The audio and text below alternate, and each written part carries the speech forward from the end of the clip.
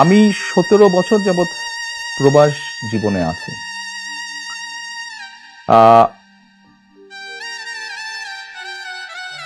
111 তথাকথিত 111 সরকারের সময় যেই শারীরিক নির্যাতন আমার উপরে হয়েছিল, তারপরে চিকিৎসার জন্য আমি এই দেশে আসি।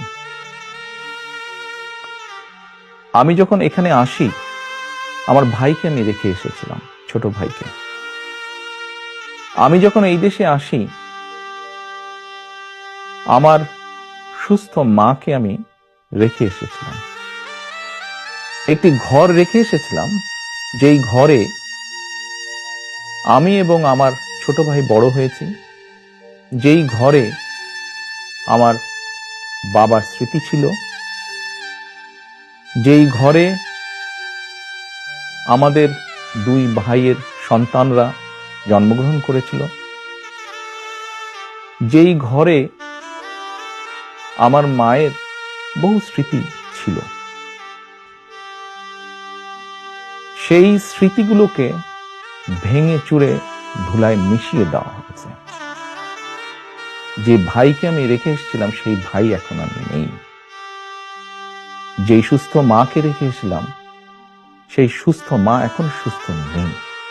শুধু অসুস্থই নন, ওনার উপরে মানসিক এবং শারীরিক নির্যাতনও করা হয়েছে।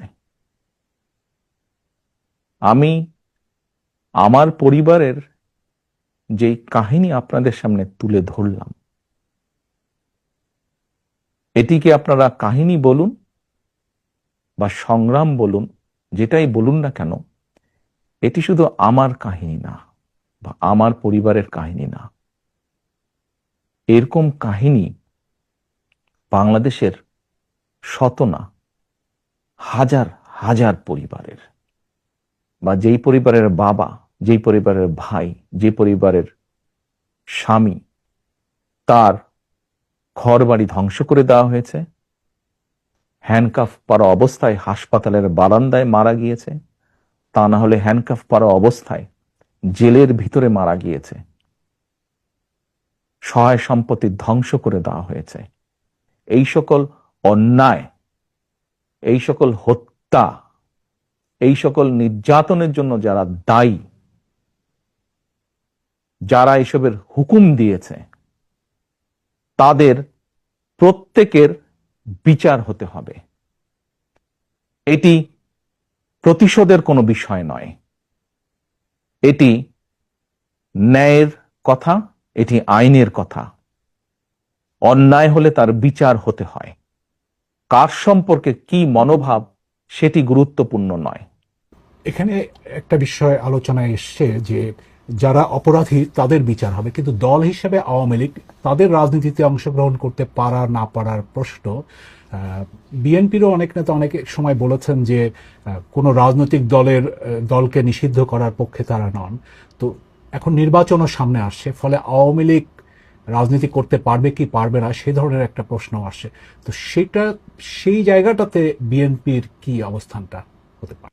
দল হিসাবে তারা যদি অন্যায় করে থাকে, তাহলে দেশের আইন অনুযায়ী তার বিচার হবে, দেশের আইন সিদ্ধান্ত নেবে। তার মানে এটা আদালতের বিষয় বলে মনে করছেন? দল হিসাবে যদি অন্যায় হয়ে থাকে তাহলে তাই হবে। সোজা কথায় অন্যায়কারীর বিচার হতে হবে। তো সেটি ব্যক্তি হোক, সেটি দলই হোক, যারা জুলুম করেছে তাদের তো বিচার হতে হবে। সেটি ব্যক্তিও হতে পারে, সেটি দলও হতে পারে। আপনি ব্যক্তিগতভাবে কি মনে করেন, আওয়ামী লীগের কি বাংলাদেশের রাজনীতিতে থাকা উচিত নাকি না? আমার মনে হয় আপনার কোনো কোনো প্রশ্নের উত্তরে আমি মনে হয় বলেছিলাম যে আমরা রাজনীতি করি জনগণের জন্য। আমরা বিভিন্ন সময় আমরা বিশ্বাস করি এবং বিভিন্ন সময় আমরা বলিও, আমরা বিএনপি আমরা যারা করি আমরা বলিও যে আমাদের রাজনৈতিক সমকল ক্ষমতার উৎস জনগণ। আমি দৃঢ়ভাবে বিশ্বাস করি এবং বিশ্বাস করতে চাই, যে দলের ব্যক্তিরা বা যে দল মানুষ হত্যা করে,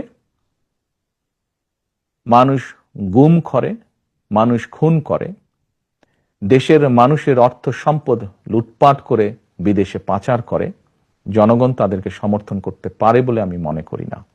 জনগণ যদি সমর্থন না করে কোনো রাজনৈতিক দল বা রাজনৈতিক সংগঠনকে, তাদের টিকে থাকার তো কোনো কারণ আমি দেখি না। যেহেতু জনগণের শক্তিতে আমরা বিশ্বাস করি, জনগণের সিদ্ধান্তে আমরা বিশ্বাস করি, জনগণের সিদ্ধান্তের উপরে আমরা আস্থা রাখতে চাই, এই বিষয়ের সবচেয়ে বড় বিচারক আমি মনে করি জনগণ। বিএনপির ভারপ্রাপ্ত চেয়ারম্যান তারেক রহমানের সাথে বিবিসি বাংলার সাক্ষাৎকারের এটি ছিল প্রথম পর্ব। দ্বিতীয় পর্বটি পেতে নজর রাখুন বিবিসি নিউজ বাংলার ইউটিউব চ্যানেল এবং ফেসবুক পাতায়।